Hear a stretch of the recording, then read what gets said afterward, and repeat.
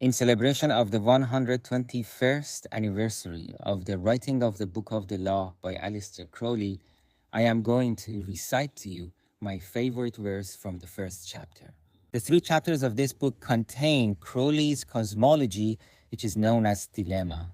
The first chapter is in point of view of the goddess Nuit, who is an embodiment of the infinite and the universe in its multitude. My favorite verse is number 58, where she says, I give unimaginable joys on earth, certainty, not faith, while in life, upon death, peace unutterable, rest, ecstasy, nor do I demand aught in sacrifice. I would like to explain why I love this verse using the way Crowley talks about card number 11 of the major arcana of Tarot. This card, called Fortitude or Strength, depicts one of Aristotle's cardinal virtues, symbolizing courage and moral endurance. In Christianity, it transforms into spiritual resilience against sin and temptation. However, Crowley, in his criticism of Christianity, gives it a new name, lust. This is because true strength is not in oppressing our desires, but rather it is in controlling and directing them. A liberated woman holds the Holy Grail in one hand and the reins to her beast of desires on the other, while stomping on the nuns and ascetics. Lust implies that this card is not only about strength, but the joy of strength exercised. And this is the joy that is promised for believing in Nuit, the universe in its multitude and diversity.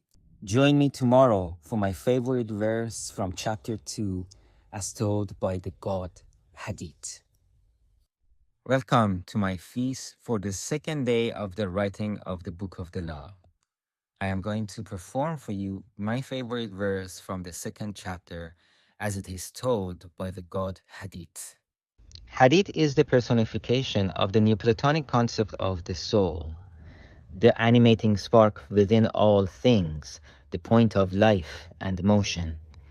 In humans, Hadith represents the self, the burning core of will and experience, in contrast to the totality of being.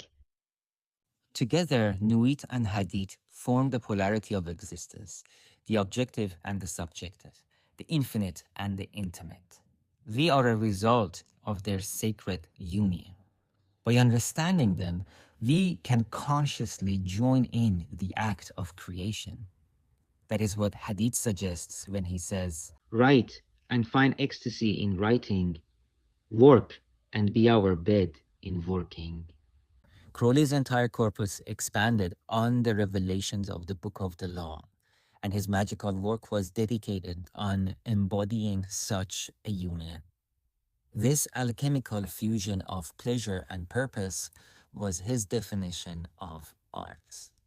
The work of a magician, an alchemist, an artist, and a human is inherently the same, bringing the opposites together.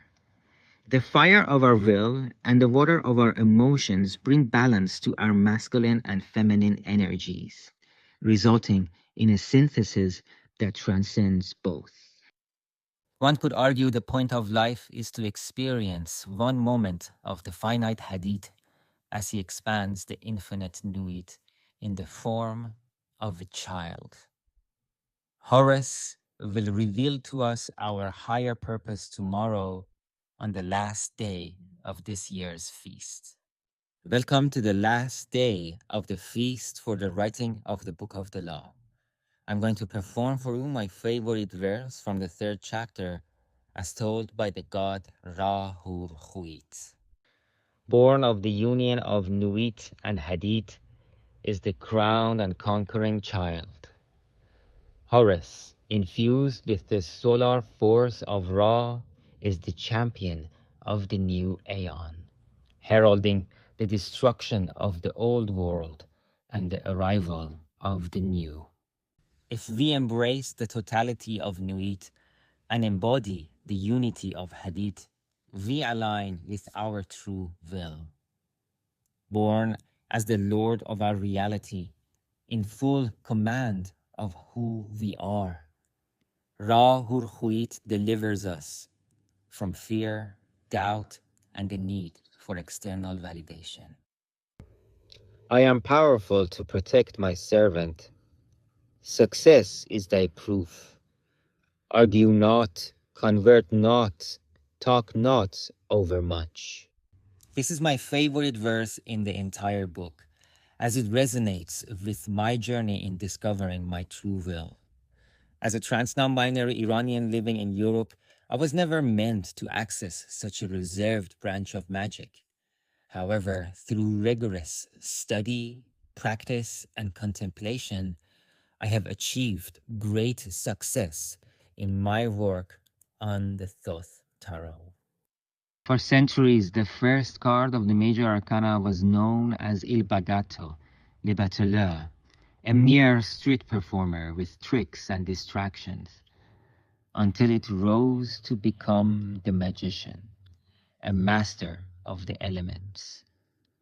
As servants of Ra Hurhuit, we too can learn to direct our will, to drink our emotions, to yield our intellect, and to heal our bodies. Thank you for joining me in this year's feast for the writing of the Book of the Law. Comment your favorite verse below. And if you'd like to learn more about Thelema, Tarot, or other mystical traditions of the world, make sure to follow along.